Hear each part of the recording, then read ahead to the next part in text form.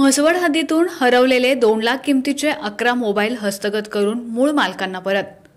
Mhaswad police ठाण्यात हद्दीतून नागरिकांचे गहाळ व चोरी झालेले 2 लाख रुपये किमतीचे एकूण 11 मोबाईल हस्तगत करून मूळ तक्रारदारांना परत करण्यात म्हसवड पोलिसांना यश आलंय. म्हसवड पोलिसांच्या या उल्लेखनीय कामगिरीचं कौतुक होतंय.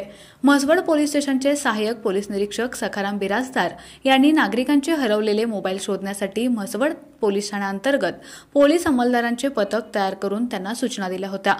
त्या अनुषंगानं पथकातील पोलीस कर्मचाऱ्यांनी CIR पोर्टल व इतर तांत्रिक बाबीच्या आधारे हरवलेल्या मोबाईलबाबतची माहिती प्राप्त करून चिकाटीनं सदरची मोहीम राबवली. त्यामुळे एवढ्या प्रमाणात व मोठ्या रकमेचे मोबाईल हस्तगत करण्यात त्यांना यश आलं. सोमवार दिनांक 1 जुलै रोजी उपविभागीय पोलीस अधिकारी अश्विनी शेंडगे यांच्या हस्ते मूळ तक्रारदारांना त्यांचे मोबाईल परत करण्यात आले.